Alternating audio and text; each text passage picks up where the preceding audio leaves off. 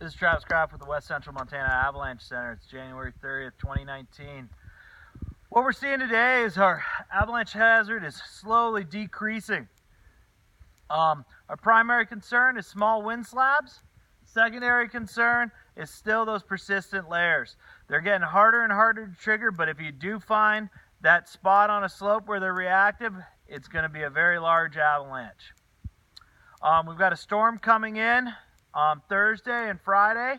We've got plenty of old snow surfaces. We've got some surface hoar, and we've also got some slick crust from some solar aspects. So that new snow is going to take a little bit of time to bond to those old snow surfaces. Ski and ride safe.